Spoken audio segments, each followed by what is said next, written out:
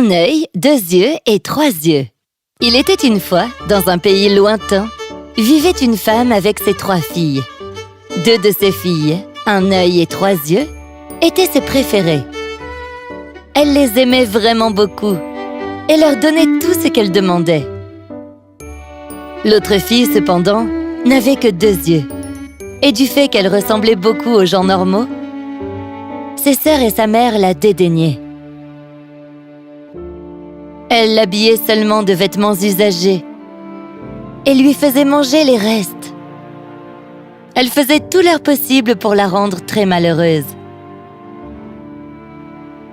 Mais malgré tout le mal qu'on lui infligeait, elle était toujours très agréable avec tous les gens qu'elle rencontrait.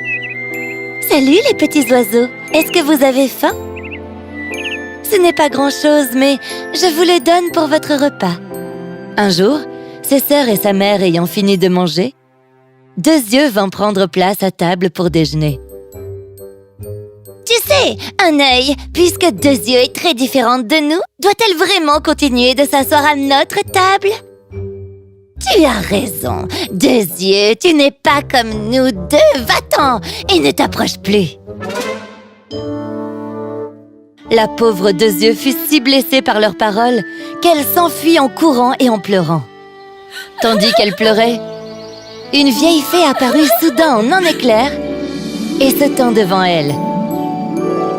Elle portait une cape qui brillait au soleil et une baguette parée d'un tas de pierres précieuses étincelantes. 2 yeux fut très impressionnée. « Pourquoi pleures-tu? Explique-moi, chère 2 yeux. »« Ah, bonne fée, ma mère et mes sœurs me détestent parce que j'ai 2 yeux. Elles ne me donnent à manger que les restes et me traitent vraiment mal, très mal. Essuie tes larmes, ma petite, et je vais te dire quelque chose de vraiment bien. Tu vois le bâton que tu tiens là?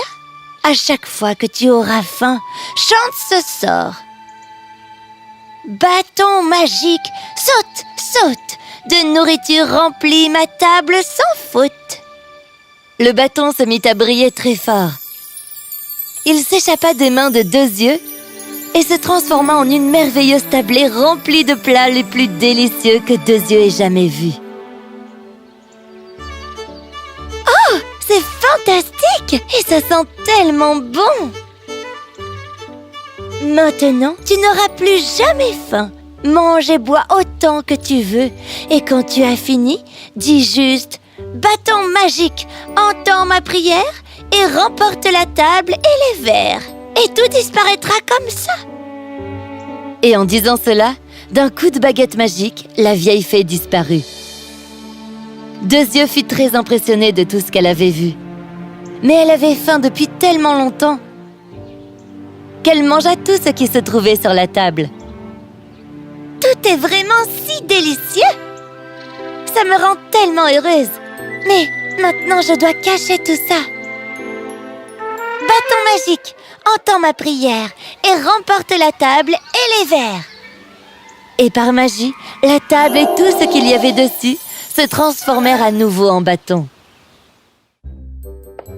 Quand elle rentra chez elle le soir, elle trouva sur la table les restes du repas.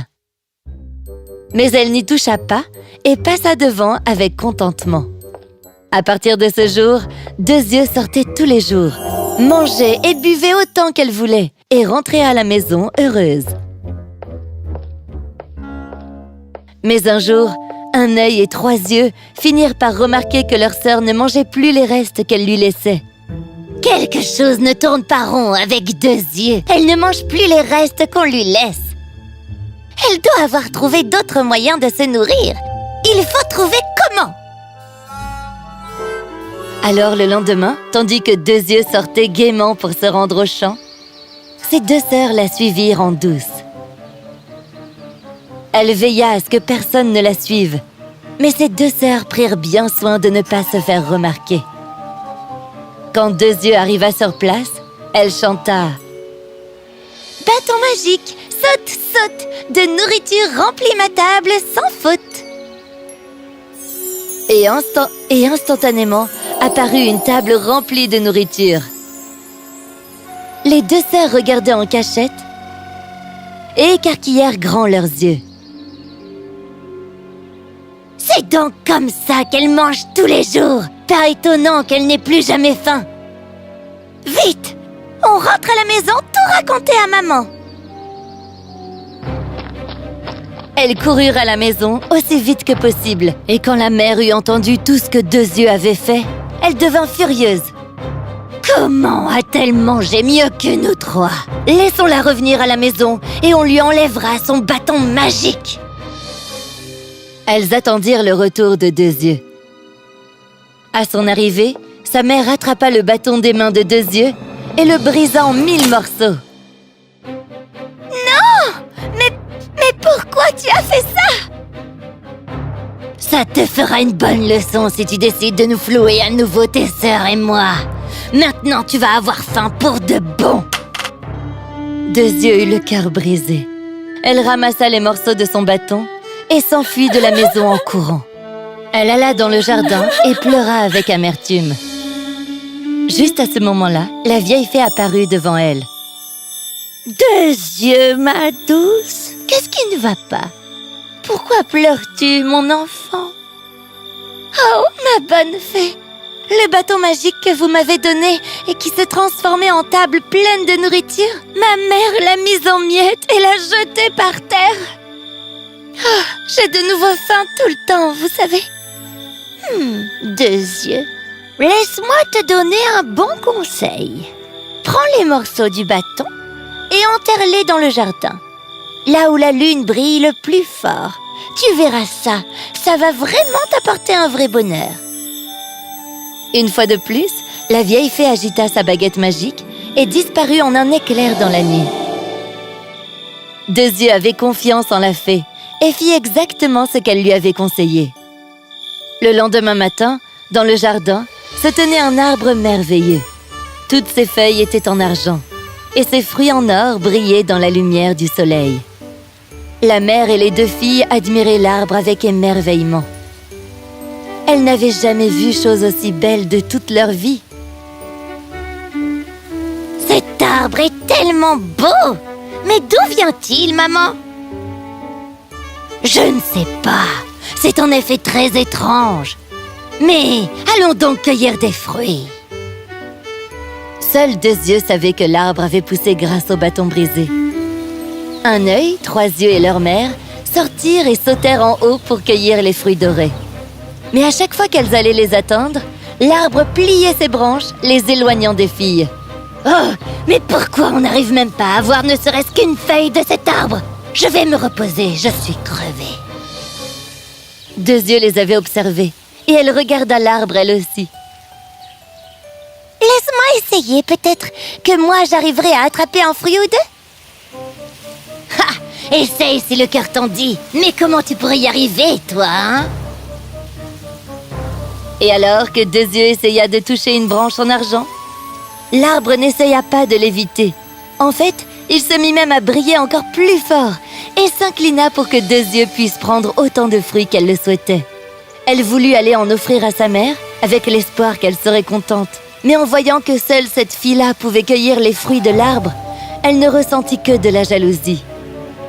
Un soir qu'elles se tenaient toutes devant l'arbre, un chevalier passa par là. La mère se tourna en vitesse vers Deux Yeux.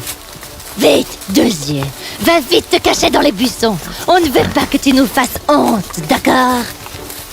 La pauvre Deux Yeux se dépêcha d'obéir et se cacha dans les buissons. Le chevalier était un jeune homme fort beau. En passant, il vit le merveilleux arbre fait d'or et d'argent. Il se demanda à qui il appartenait et vit les deux sœurs.